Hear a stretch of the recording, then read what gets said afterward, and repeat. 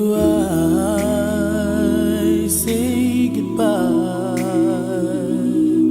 to what we had.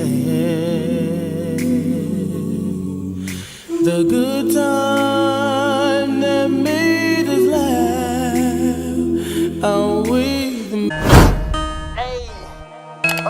It's a good day to talk some football. I know you guys have heard it already. The Tennessee Titans are expected to sign free agent wide receiver DeAndre Hopkins. They're going to sign him to a 2-year deal for $26 million, worth up to $32 million with incentives. And out of all the teams that was connected to Hopkins, the Titans was the one that I didn't think was going to come into fruition. Why, you may ask? Simple. The Titans didn't match the team requirements in which Hopkins wanted in a team. Now, the requirements or wish list of things a team needed that DeAndre Hopkins was looking for in his next NFL team was stable management, a quarterback who loves the game, and a great defense, because defense wins championships. Let's go through that list. Stable management. You know, I don't know too much about the Titans and their management, but they traded away their best player in AJ Brown for a bag of chips. That's not stable to me. A quarterback who loves the game. They don't even know who their starting quarterback is. And last but not least, a great defense, because defense wins championships. I wouldn't call the Titans defense great. They got some nice pieces over there, but great?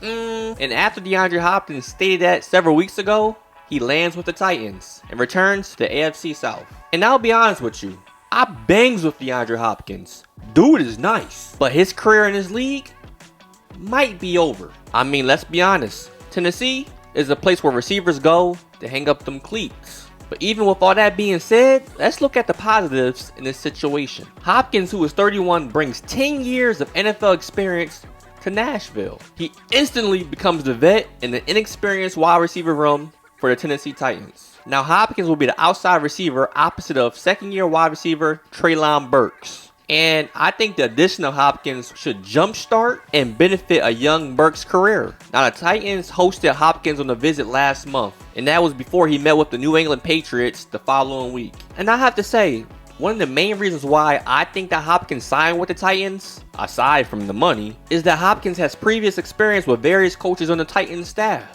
Mike Vrabel. He was the linebackers coach and later the DC for the Houston Texans when Hopkins played there. Also, Hopkins had 104 catches for over 1,100 yards and 7 touchdowns in 2019 when current Titans OC Tim Kelly was calling the plays for the Texans. Now, D-Hop, he's going to solve a lot of problems that the Titans created when they traded away AJ Brown. He will give either Ryan Tannehill, Malik Willis, or Will Levis, not miss anybody, a true number 1 wide receiver to punish defenses when they decide to load the box up and try to stop Derrick Henry. So when you think about it, they got 2 legit guys. They got DeAndre Hopkins and they got Derrick Henry. You want to load the box up?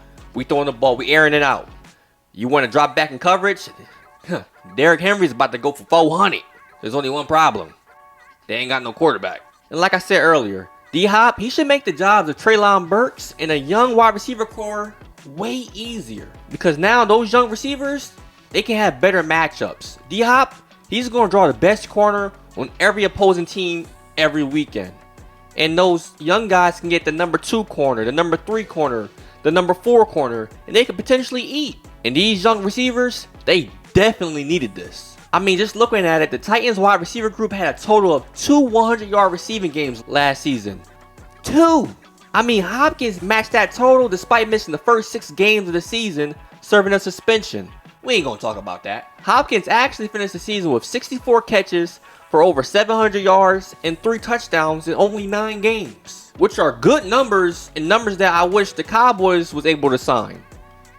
But in my honest opinion, I feel like this was a bad move. You know, D-Hop is getting older.